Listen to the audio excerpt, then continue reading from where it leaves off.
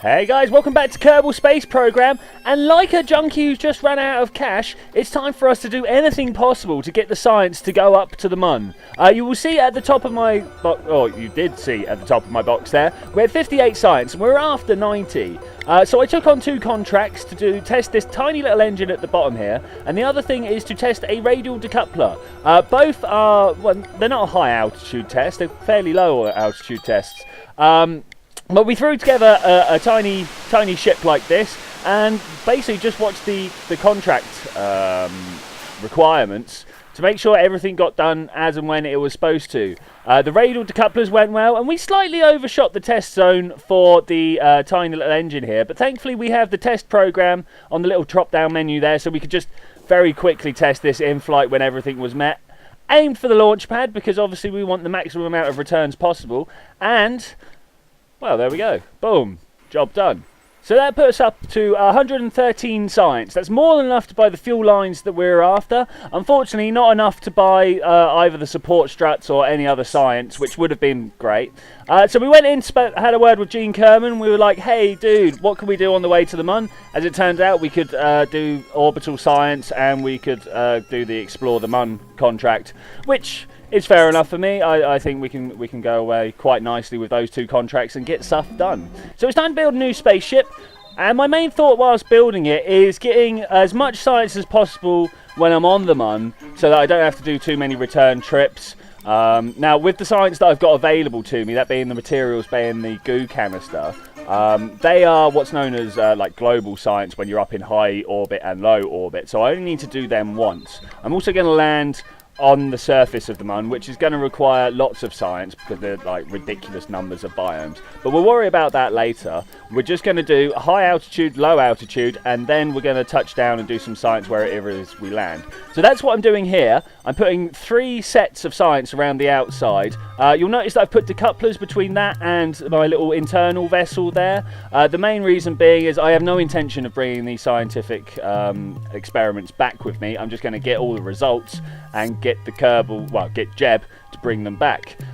Which has led us to this kind of design ship, which looks a bit clunky to me, but to be honest, it works well. It works incredibly well, actually, and I'll probably be using this kind of design again, possibly for another moon mission. Maybe we're going to take it to Minmus. I don't know, I just know that I am extremely happy with this ship design right here. With all the science in place, it's time to attach these fuel lines as what they are, what I've been after for so long. And this just ensures that all the fuel from the outside tanks drains down into the inside tanks, so that when we take off and throw everything aside, all the fuel that could possibly be in the inside tank is still in there. It kind of works the same way as the asparagusing works. It's just a singular layer around the outside, as opposed to it feeding around the feeding through a drip system. Then it's on with the launch stage. Well, yeah, launch and interbody stage, going from Kerbin to the Mun. Now, I know you guys say I overdo it with all the parts, but I don't really mind about that. I think that's not the worst situation you can find yourself in. I should imagine that I would feel worse about it within myself, as if I failed because I didn't have enough stuff, but you know, there we go.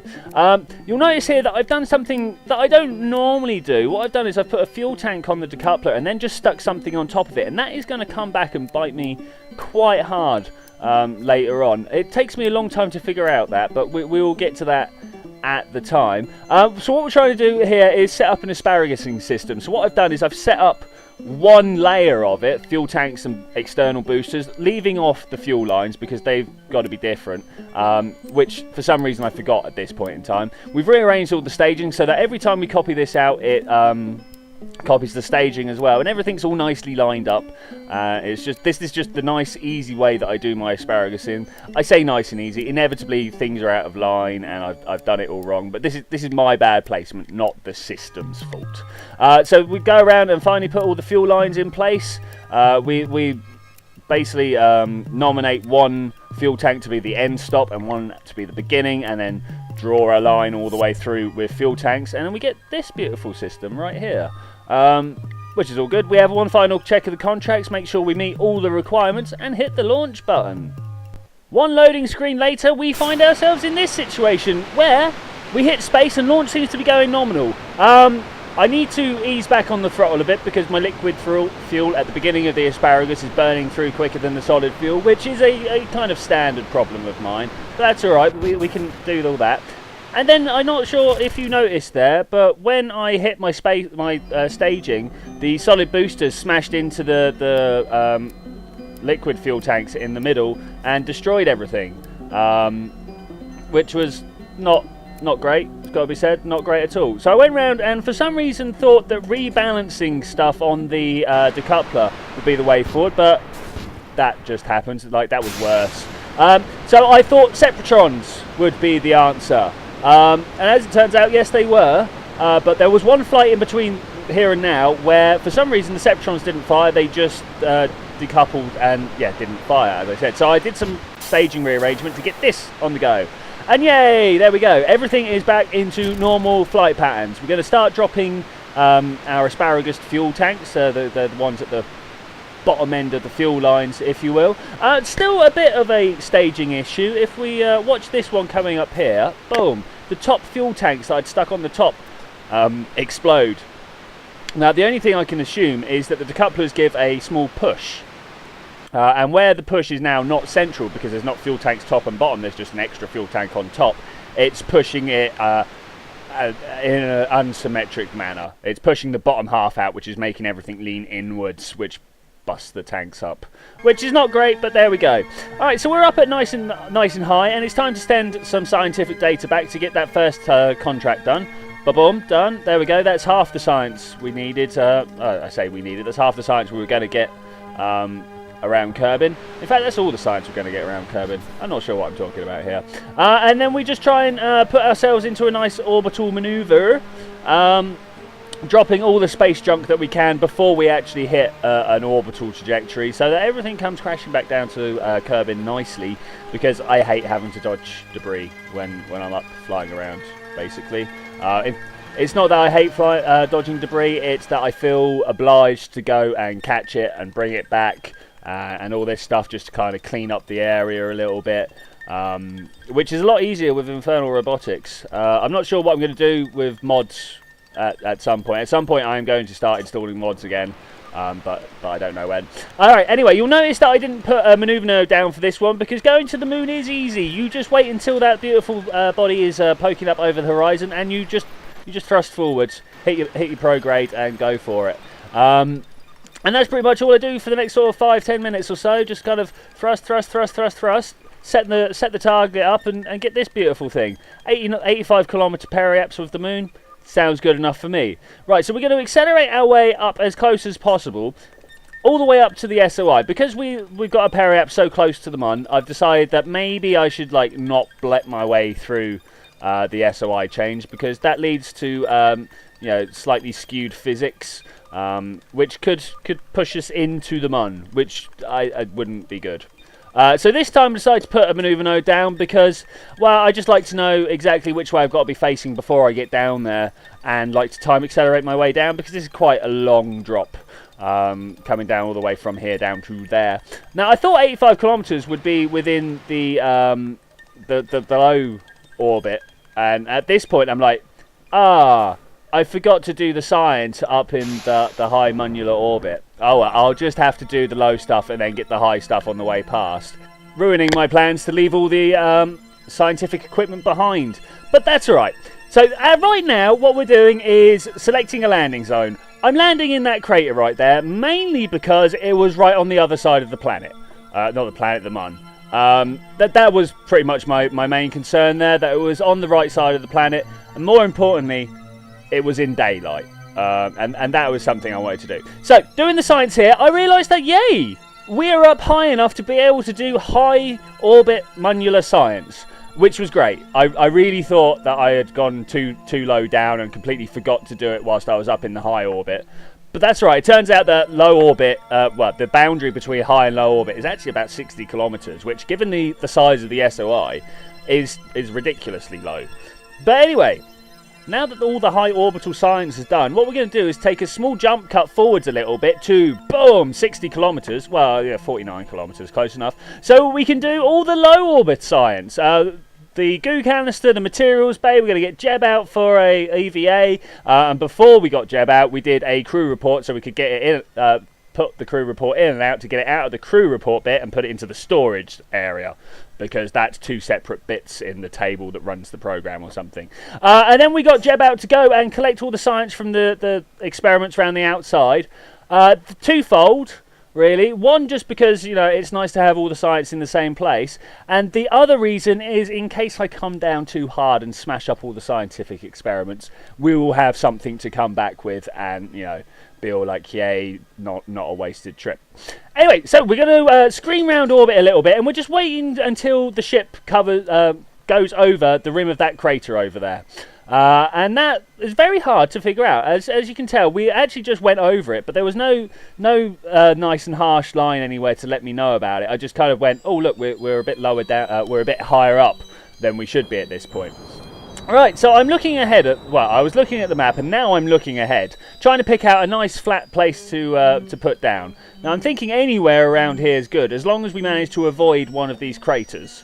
So we're just going to accelerate forwards a bit, and we're like, okay, that flat plateau over there. Let's burn some energy, burn some fuel down, and drop our speed.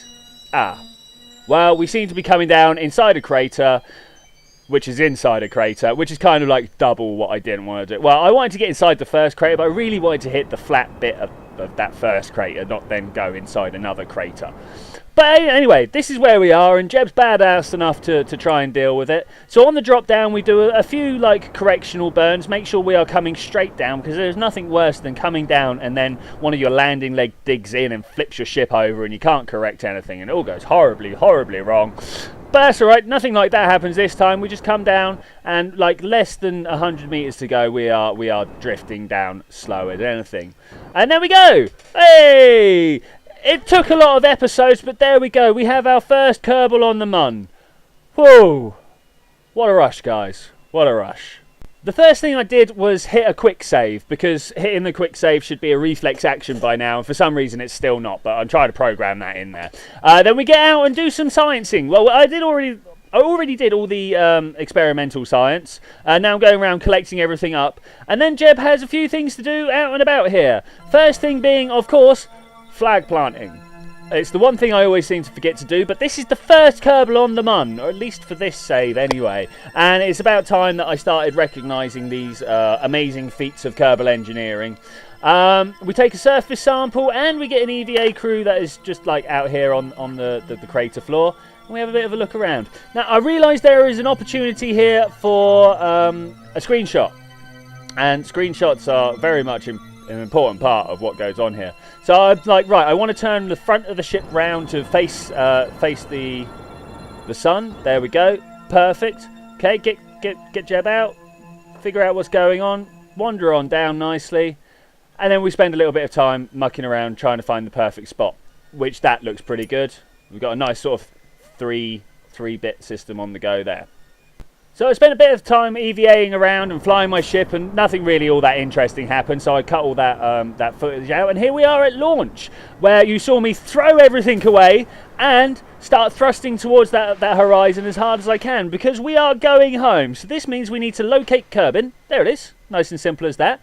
And we need to get, because Kerbin's over there, about a quarter of the way round the Mun, so that we can be thrusting retrograde to the Mun's orbit, because that will decelerate us down into Kerbin. And that's the plan. That's what I've been told. That's how it works. Well, that's how I've seen it work every time now. And I'd like to try and make it as precise as possible. I don't know why. I've got an awful lot of fuel to spend here. But we're going to take the manoeuvre node out and just start mucking around, seeing where the best place is we can get the most efficient return orbit, because we want to be able to recover the vessel and get like the most ready monies for it, because that's what it's all about, right? Unfortunately, it does mean that I'm on completely the other side of the planet. What I'm doing here is having a look at my parry apps and seeing like, oh wow, it's a day and an hour, and I want to be like, well, I don't know, say Kerbal Day's 6 hours long. I want 5 hours to return, because we are looking to come down inside the desert at the moment, which is not good. But I'm like, whatever, we'll deal with it.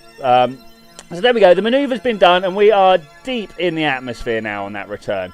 For some reason I forget about taking it slow for the SOI here. I just kind of blap my way away, get one of these standard shots, you know, my spaceship silhouetted by the moon, and we come screaming down. Oh, quite hard here, and we are miles away. I try and do a few sort of vain attempts at kicking myself not quite so deep in the atmosphere, but to be honest, everything I do just seems to slow myself down. And it's about here I realise all is lost. Maybe if I put nose first, I can like cut through the atmosphere, but even that doesn't work. So I resign myself to a watery splashdown and start preparing systems for said eventuality. Of course, by preparing for said eventuality, what I mean is I'm just going to watch the screen whilst this heat flare kicks up all around me. Maybe turn my ship around for a better view of it. But yeah, we're just kind of cruising down at this moment in time, trying to figure out, well, if we can do anything to help or not. Basically, the answer is, at this point, no, we're as far on as we could possibly go. We've got all the science we can possibly have from the water biome, so we just got to wait until we get down.